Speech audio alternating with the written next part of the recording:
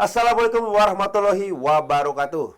We back again in the another episode of Pakar Basket.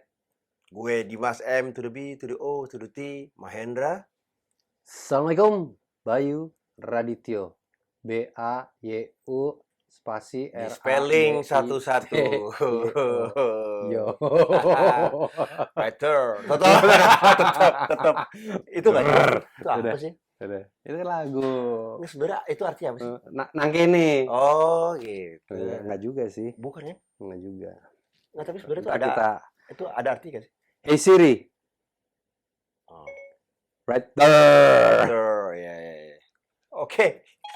It's currently hazy and 26 degrees. Expect partly cloudy skies starting tonight. Temperatures will be fairly Weather. Salah. Oke. Salah kamus. Oke, di episode ini kita mau ngebahas tentang ada satu, bukan ruling ya, bilangnya apa ya? Ada satu additional apa sih bahasanya? player Bukan. basis. Bukan juga. Jadi ada satu ya gue sebut ruling lah ya, di mana memang di NBA sekarang bukan sekarang sih, mungkin dari tahun kapan sih? Dari tahun lalu ya? Iya, pokoknya berapa tahun terakhir ini ada yang namanya Coach Challenge. Coach Challenge itu jadi kalau misalnya di satu kejadian paling gampang misalnya orang nembak tapi itu masih agak abu-abu antara itu 3 point atau 2 point gitu. Nah, terus si coach ini bisa minta satu ini yang namanya Coach Challenge ini untuk bisa direview. Iya. Direview terus dilihat, akhirnya either wasit bisa mensahkan apa yang di-challenge oleh pelatihnya atau membatalkan dan tetap pada call yang pertama. Iya. Nah, sebenarnya Coach Challenge ini udah ada di olahraga lain, kayak setahu gue tenis deh juga ada tuh. NFL ya. Tenis tuh sekarang juga kalau nggak salah sepak bola di US ya. Oh, yang US ya? MLS tuh juga udah bisa tuh pakai itu yang challenge ini. Jadi di replay lagi, dilihat segala macam. Nah, apakah menurut lo ini sesuatu yang perlu bagian dari basket sendiri? Atau memang menurut lo ya ini nggak guna juga sih? Ngapa juga kalau udah ada wasit, kenapa mesti harus di challenge lagi gitu? Yeah. Guna sih guna. Pros and cons-nya kenceng ya. Cuman buat gue, yes, kalau Coach Challenge itu penting untuk, emang ada batasnya kan, gitu. Jadi dan akan kehitung time out. Akan kemakan time out. Setahu gue cuma sekali selama satu game. Nah itu yang bermasalah buat gue adalah ketika wasit nge-review bukan discuss antar referee, tapi nge-review ngelihat monitor juga. Yes. Di luar challenge-nya coach ini. Gitu. Jadi ada bounce gini-gini, mestinya kan discuss aja. Gue ngeliatnya ini. Go. Gitu. Jangan menunda-nunda game karena itu merugikan salah satu pihak pemain. Yang lagi hot bisa mereda, yang lagi butuh nafas ya dapat untung gitu. Tapi buat gue ya kalau Coach Challenge itu selama dibatasin bermanfaat tentunya. Tapi bukannya menurut gue itu adalah part of the game ya. Maksud gue gini. Ini gue balik lagi jadi ngomong industri ya. Kalau di industri itu kan segala sesuatu yang dibikin itu pasti akan ada responnya. Dalam hal ini kalau di olahraga kan responnya adalah penonton. Yeah. Di beberapa hal kita lihat banyak memang Coach Challenge ini dipakai kalau di basket ya, di NBA itu pasti dipakai di quarter 4 dan ketika skornya lagi tight. Yeah. Menjelang sisa berapa, mungkin in the last 2 minutes atau last 1 minute ya, ada satu call yang memang diragukan lah gitu ya, dan akhirnya dia mengambil Coach Challenge di review lah gitu.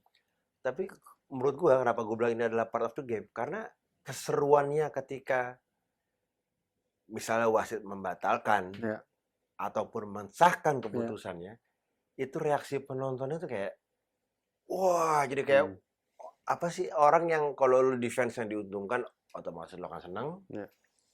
Tapi kalau lo defense-nya dirugikan, lu pasti akan ngoceh itu Iya. kan jadinya. Jadi menurut gue itu salah satu keseruan dari game sih.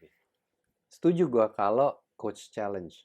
Ya. Yang permasalahannya kan dengan coach challenge itu kan nge-review di monitor kan, Betul. mereka ke table kan, Betul, ke atau, table. Table official. Nah tapi seringkali nih di playoff musim ini nih NBA, nggak ada coach challenge, tapi referee-nya nge-review juga. Oke. Yang mestinya yang tadi gue bilang, mestinya mereka nge-huddle aja, kumpul bertiga, lo liatnya apa, Di-set oke kita langsung ketok putusin. palu.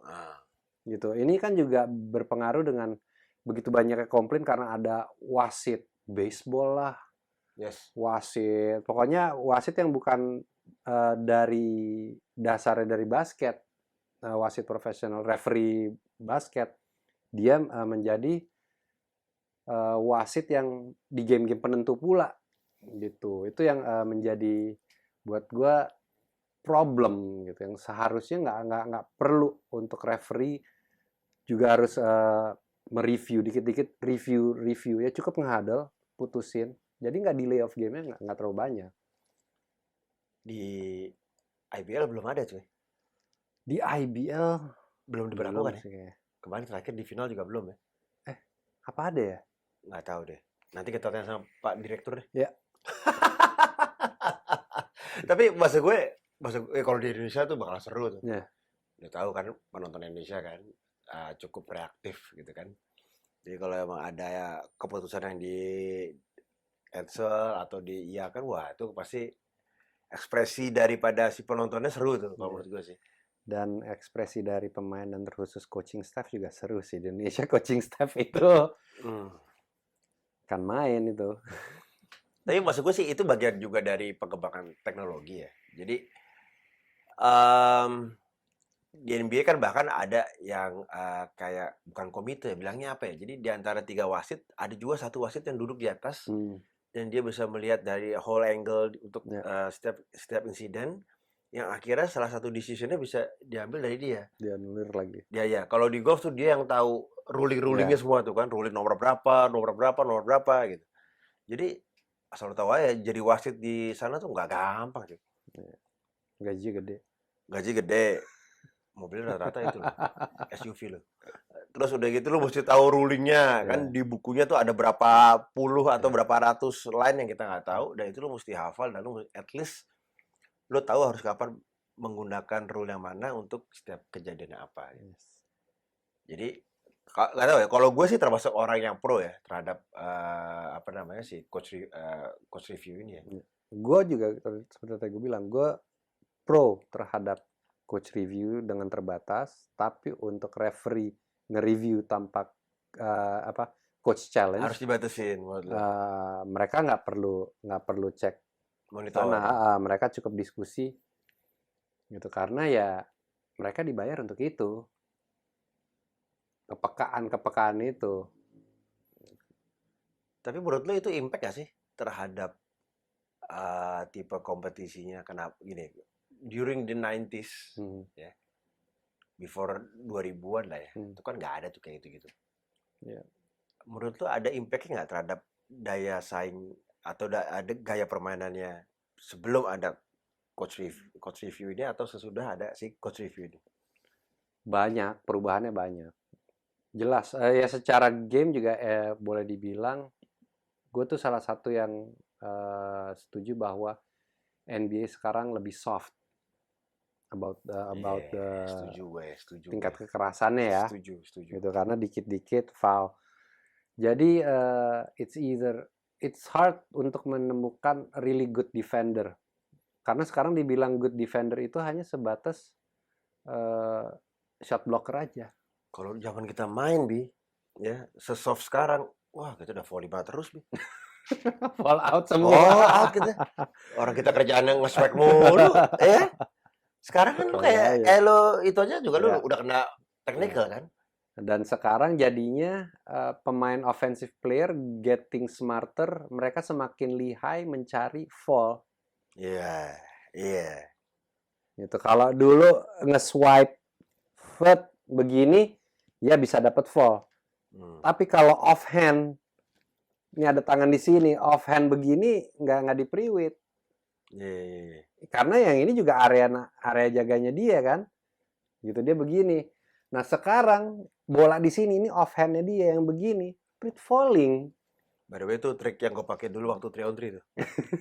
Kalau udah mepet waktunya, wah ketinggalan sebola, udah swap aja. Wah, pasti ditiup kan. Dan wajib teriak. Wajib teriak. Karena kalau nggak teriak, lu nggak bakal di-call kan. Apaan gitu. Ya itulah trik-trik main zaman dulu lah. Beda sama zaman sekarang trik-triknya. Iya.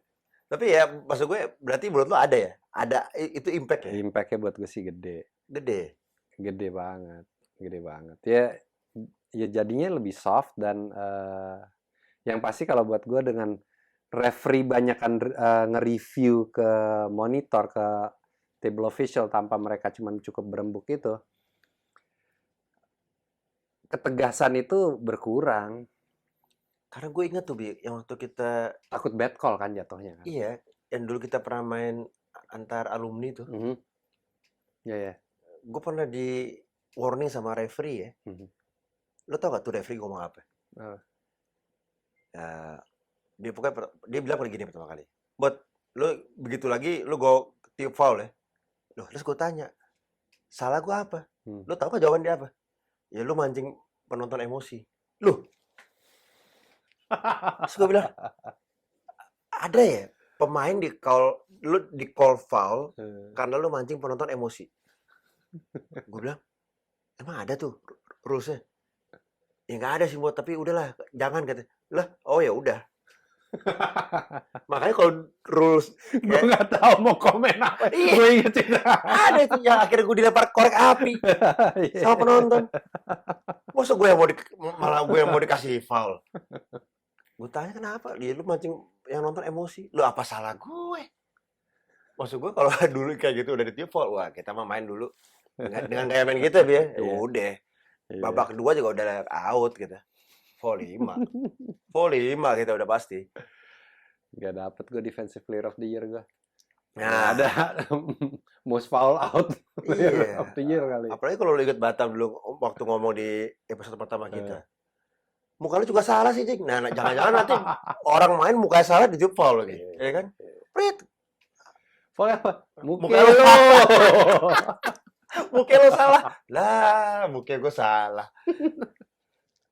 By the way, tapi secara overall sih kalau menurut gue nggak ngebuat juga itu pertandingan jadi soft, enggak, karena memang itu kan di limit hanya sekali chance lu boleh untuk challenge kan, untuk nge-challenge call-nya wasit itu. Tapi mungkin in other hand gue lebih ngeliat dari sisi di mana keseruan secara sports industry-nya itu membuat seru juga sih.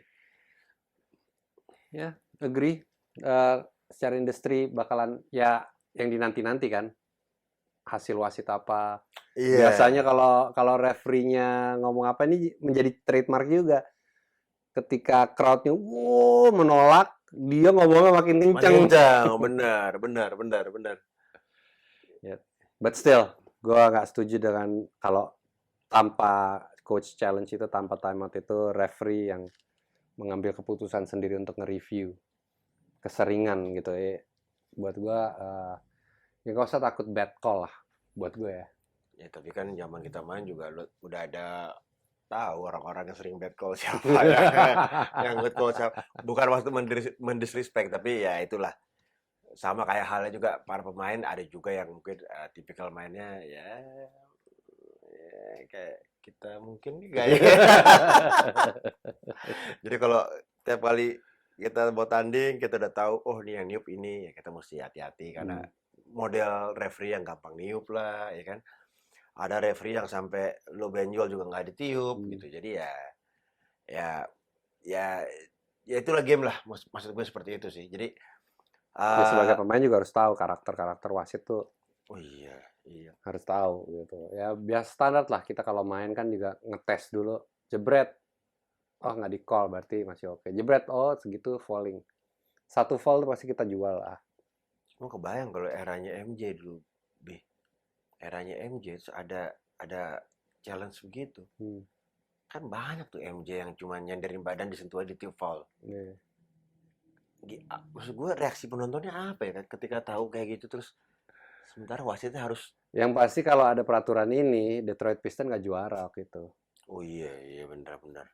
Bad boys ya. Bad boys. Itu udah susah tuh. Apalagi orang kayak Rodman lagi kan. Sama kayak kita tuh, babak kedua out gitu. Ganti Dimas. Bikin poin belum ya kan? Udah diganti. Boro-boro dapat steal.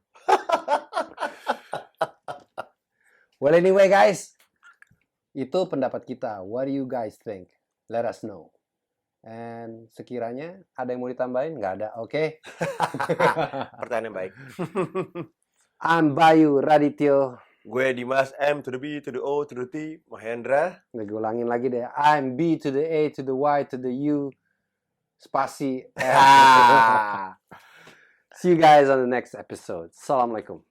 Ciao.